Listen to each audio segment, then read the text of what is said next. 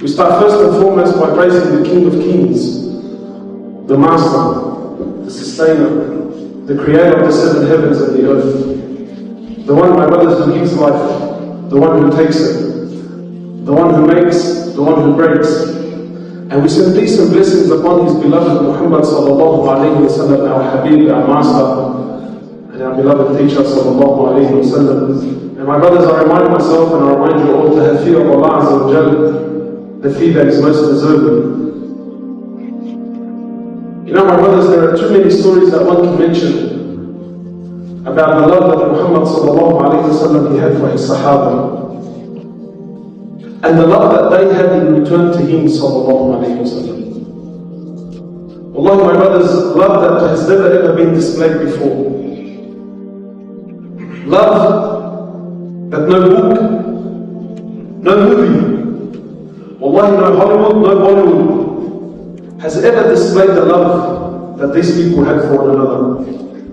In fact, when the Quraysh sent one of their own to make negotiations with Muhammad sallallahu alayhi wa sallam, khalas, dramas are happening now, and too much corruption, things are getting out of hand, wars about to break out. So the kuffar of Quraysh, they sent one of their own to Muhammad sallallahu alayhi wa sallam so they can make some peace deal. When he goes and he sees Muhammad sallallahu alayhi wa sallam with his Sahaba, he comes back to the people of Quraysh and he says to them, he says, I've sat with the kings of the world. He says, I've sat with the kings of the world. He says, I've sat with the emperor of Rome, and I've sat with the ruler of Persia, and I've sat with the big Arab tribes. But I'm telling you, O people of Quraysh, if he spat, they ran to pick it up. If he made wudu, they punched on. They punched on to see who was going to collect the droplets of water. If he gave an order, they would go to war to see who was going to fulfill that order first. I'm telling you, people of Quraysh, make peace with this man Muhammad, because his followers will never ever give him up. So even kuffar realized the love that Sahaba had for Muhammad sallallahu alayhi wa sallam. He walks into the Baqiyah sallallahu alayhi wa sallam. This is the cemetery that's next to his masjid. Sahih hadith. He walks into the Baqiyah and the Sahaba with him. So he makes dua for the dead. And then he says, I long to see my brothers. So Sahaba asked, O Prophet of Allah, aren't we your brothers? What do you mean you long to see your brothers? But aren't we your brothers? Aren't we your boys? Aren't we your Qawis? He says, you are my companions, you are my Sahaba. My brothers are those who will come after me. They will believe in me that they've never seen me. And one of them would give up all of his wealth and all of his family just to lay his eyes on me. I long to see my brothers. Not I miss. Not, you know what, I would love. He says, I long to see my brothers. So one asked, he says, O Prophet of Allah, and how will you recognize your brothers? I mean, us, you know us. We're with you every day. But these people who you've never seen and they've never seen you, how will you recognize them? You know who he's talking about here? He's talking about you. The Prophet of Allah is saying, I'm longing to see you. My sister, the Prophet of Allah is saying, I'm longing to see you. So he says to them, he says, oh my companions, if you, look at the analogy he gives, he says, if you had a black horse that had a white face with white feet, and you lost this horse in a group of pure black horses, would you not be able to recognize your horse?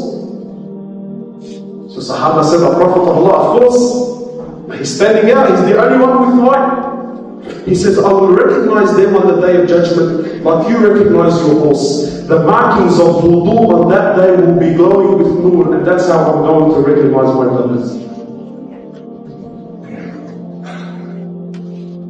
How unfortunate for the one who doesn't make wudu.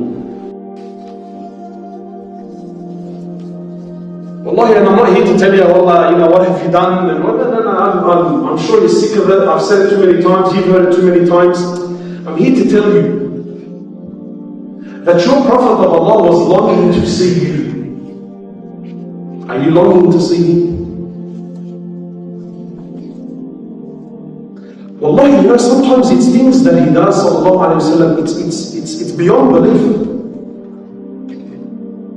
He says, sallallahu alayhi wa sallam, he says, every single prophet was given a wish, a dua, a get out of jail free card. Every single prophet was given one. Any time, any place, any condition, this prophet pulls it out, lays it on the table, Allah answers. Doesn't matter where, when, how, why, when, no. He puts it on the table, things happen. Nuh says, oh Allah, I gave Dawah 950 years. Day, night, private, secret, open. No one's answering. Oh Allah, destroy, leave nothing behind. Water came from the heavens, from the earth, from the left, from the right. Left nothing. Isa says, oh Allah, save me from this. Pulls out the card, says, oh Allah, save me from this. Lifted him up and took him to the heavens. He says, every prophet was given this and they used it in dunya.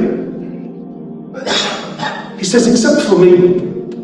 He says, I left my dua, I left my wish, I left my card. He watched Sahaba die in front of him. He couldn't pull it out. He says, I held on. Every one of his children died before his very eyes, except for Fatima. Everyone died in front of his eyes, yet he held on. In Uhud, he watched his uncle Hamza get mutilated. Not killed. He was mutilated, bruh. She ripped out his liver and took a bite. Sahaba said, we never see him cry like he cried for Hamza. Oh, Prophet of Allah, you have this card. وخلص بقى, pull it out, وخلصنا من العالم هذه كلها, get rid of them all. He says, no, I held on to it. Who did he hold on for? He says, I left this card for the day I stand before Allah Azza wa Jalla. And I left it so I can intercede for my ummah. He says, I left this card so I can intercede for my ummah. My brother, when was the last time you thought about your Prophet the way he thought about you? When was the last time you cried out of wanting to see him like he cried for you? He says, I long to see them. I ask you, my brother, if Rasulullah was to see you in the condition that you're in, would he smile or would he frown?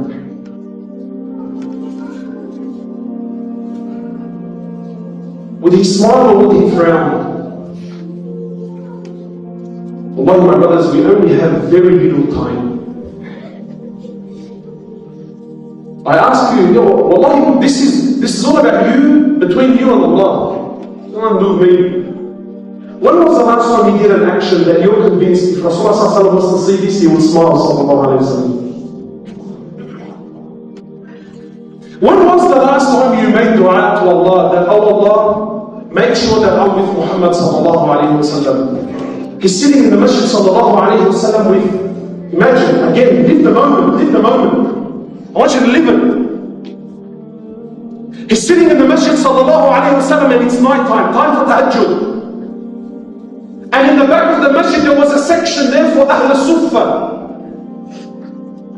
Today people tell me, Wallah akhi, brother, I'm doing a hajar kaz. You know why he's doing a hajar? Because he's not driving a C63, he's driving his mum's Corolla. That's why he's doing a hajar. These people were genuinely doing a hajar. Imagine in the back of the masjid of Rasulullah there was about 70 companions who didn't have enough money to buy clothes, not to eat while I go here and go there. No. They didn't have enough to buy clothes to cover their awrah. Imagine you're praying behind Muhammad in his masjid sallallahu alaihi wasallam and your awrah showing. Doing a hajar, bro. So he's sitting there. Rabi'a bin Ka'b al-Aslami. Remember the name? Rabi'a bin Ka'b al-Aslami. Authentic hadith. So Rabi'a says, I grabbed water for Rasulullah to make wudu. Live the moment, yeah, live it. Don't be entertained with the story. No, I want you're there, you're imagining there, I'm standing there with Rasulullah. So Rasulullah is looking at Rabi'a, he's putting the water, doing a hajar, no wife, no kids, no family, no money, no clothes, no nothing, bro, nothing to eat. So he says to Rabi'a, ask me, man. Rabi'a, make a wish. What do you want, brother? So Rabi'a doesn't waste a second. He says, O Prophet of Allah, I want your companionship in Jannah. Look where Sahaba were, look where we are. This is authentic hadith, huh? When I read the hadith, wallahi, it's almost like I feel like, this is my interpretation. I look at it and I think, because Rasulullah he asks him the question again, almost as if to say, Rabi'a, I'm asking about that, I'm speaking here, dunya, what do you want, Rahi? What do you want? You want a wife? Tell me what you want. So he asks him again, he says, Rabi'a, ask me, what do you want? He looks him in the face, he says, O Prophet of Allah, that's all I want, man. He says, that's all I want. What's driving you every day, my brother? Do you wish to be with Muhammad like your fathers wanted to be with him? Do you long to see him like he longed to see you, bro? Well, this is all my message is today. I want you to leave today and think, man, where am I? Really? Where am I? Inshallah, last announcement. For those of you who don't know, tonight is a fundraiser for Islamic Africa. And I know you guys have heard a million things and there's a million fundraisers, but this is the first fundraiser that I actually went out of my way to speak to the organizers and said, please let me be involved with you. Usually they call me to do the auctioning or no, this time I called them and I said to them, please can I be a part of this? Because you know how there's those really things that only happen once in your life? This is it. Some brothers that went to Africa about 3-4 years ago, they started doing some dawah there. Now there's thousands of Muslims. And there's over 10,000 people that want to accept Islam, but the brothers can't keep up. Not wallah, we have to convince them, they're actually ready. They're actually calling the brothers and saying, please, our tribes, our people, our villages, they want to accept Islam. So anyway, so the brothers there, they've bought some land and they've done amazing things. And we're not talking, wallah, buying a masjid 3-4 million. $12,000, you're buying land, building a masjid with a school in it for the whole community. So they bought this big land and they've got massive projects. They bought a massive drill that they want to start putting water wells in, and wallah, it's fantastic.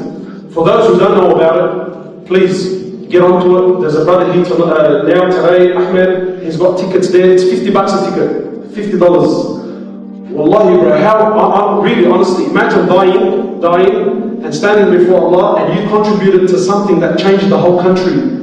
It's really happening. It's actually happening as we're speaking. Thousands of people are waiting to embrace Islam on standby. And for what? Peanuts. Wallahi, peanuts.